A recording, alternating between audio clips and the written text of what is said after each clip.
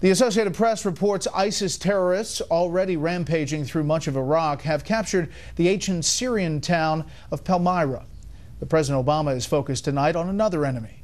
Correspondent Kevin Cork tonight on the Commander-in-Chief and his interesting call to action. It was a familiar message, but at an unlikely venue. And you are part of the first generation of officers to begin your service in a world where the effects of climate change are so clearly upon us. President Obama used his commencement address at the Coast Guard Academy to warn graduates of the dangers of climate change. Climate change constitutes a serious threat to global security, an immediate risk to our national security. And make no mistake, it will impact how our military defends our country.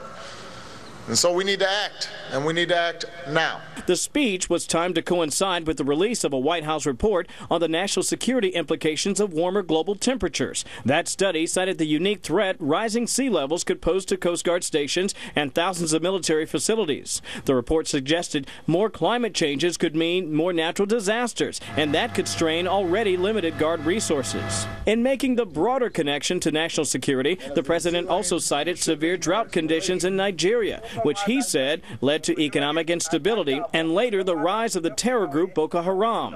He also added that drought conditions plunged Syria into a devastating civil war. But in a week when ISIS seized control of Ramadi in Iraq, killing hundreds and leaving tens of thousands seeking shelter, there was heated criticism of the speech on Capitol Hill. The President of the United States today says, well, it's climate change that we have to worry about. I'm worried about climate change.